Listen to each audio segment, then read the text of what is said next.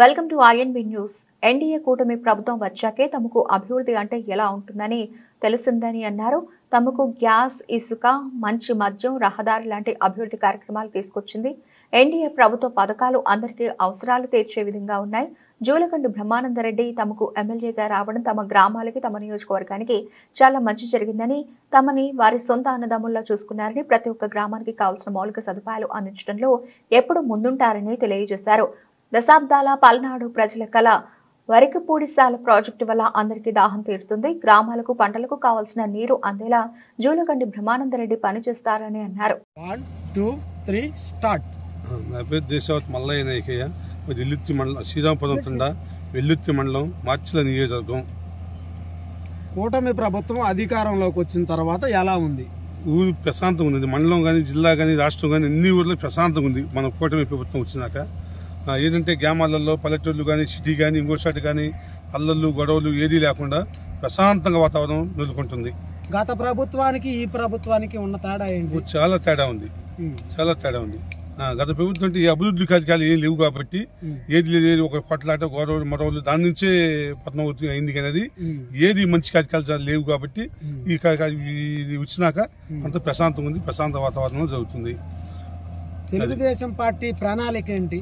Telugu Desam party ప్రణాళిక అంటే ఇంకదే చంద్రబాబు నాయుడు చేసే అభివృద్ధి పనులే, ఎమ్మెల్యేలు కానీ చంద్రబాబు నాయుడు కానీ చేసే అభివృద్ధి పనులు కానీ, పోలవరం కానీ, ఇప్పుడు మన రాజధాని కానీ, ఇంకోటి మన కొరకపూడిశాల కానీ, లేకపోతే ఇంకోటి ఇట్లా అభివృద్ధి కార్యక్రమాలు కానీ చేయటం వల్ల మళ్ళీ ఇప్పుడు ఒక మద్యం కానీ, ఇంకోటి కానీ, గ్రామాల సీసీ రోడ్లు కానీ, మళ్ళీ పెద్ద పెద్ద గ్యాస్ సిలిండర్లు మళ్ళీ ఉచితం వేయటం కానీ, ఉచిత కానీ ఇవ్వటం వల్ల ఒక ప్రభుత్వం ఇందులో కనీసం 4-5 నెలల్లోనే అంత డెవలప్ వస్తుందంటే అదే కూటమి ప్రభుత్వం అంత చేయబట్టే అంత కార్యక్రమం, మంచి కార్యక్రమం జరుగుతుంది. ఇప్పటికి ఎలా స్పందిస్తారు?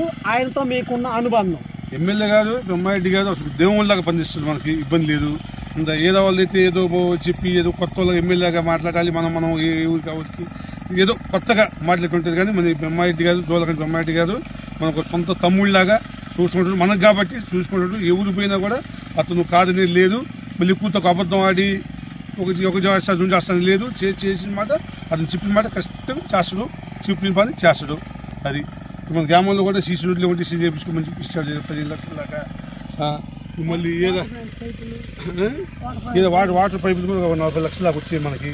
ఇంటింటికి కుళాయి మళ్ళీ ఆల్రెడీ అదే ఉంది. ఇప్పుడు 5-6 రోజులు 10 రోజుల్లో ఎమ్మెల్యే గారు దీనికి కూడా ముగిస్తాడు. అది సార్. 1, 2, 3 స్టార్ట్. వెల్దుర్తి మండలంలో ఇంతమంది ఉండగా శ్రీరాంపురం తండాకి, అలాగే వెల్దుర్తి మండలానికి ఎస్టీసీలుగా మిమ్మల్ని ఎన్నుకోవడానికి గల కారణాలు ఏంటి? మనకు ఒక నిజాయితీకి గ్రామంలో పనిచేస్తాం. మనం ఒక ఎమ్మెల్యే గారికి, జోలకంటి బ్రహ్మారెడ్డి గారికి మన నమ్మకంతో అది మేము కావాలి కూడా అడగలే. అయినా కూడా ఎమ్మెల్యే గారు ఇంట్లో పిలిచి కష్టం మళ్ళీ నువ్వే కావాలి ఇవ్వాలని చెప్పేసి కులశివారెడ్డి ఎమ్మెల్యే గారు ముగ్గురు కలిసి ఇంట్లో కూర్చొని కష్టం నువ్వే కావాలని చెప్పేసి నన్ను రాపించి ఇదేసి కష్టం నువ్వే కావాలని చెప్పేసి ఇచ్చారు వాళ్ళు ఒక నమ్మకంతో. అదే లెక్కన బాగా సీసీ రోడ్ ఇచ్చిండు. ఒక 8 అంగనాలతో కొలత ప్రకారంతో సహా కూడా ఆయన నమ్మకాన్ని ఉమ్ము చేయకుండా శుభ్రంగా అదే లెక్క ప్రకారం ఇవాళ సీసీ రోడ్ లేపిస్తున్నాం. ఎమ్మెల్యే గారితో మీ అనుబంధం ఎలా ఉంటుంది అని క్వశ్చన్ అయిపోయింది. 1, 2, 3 స్టార్ట్.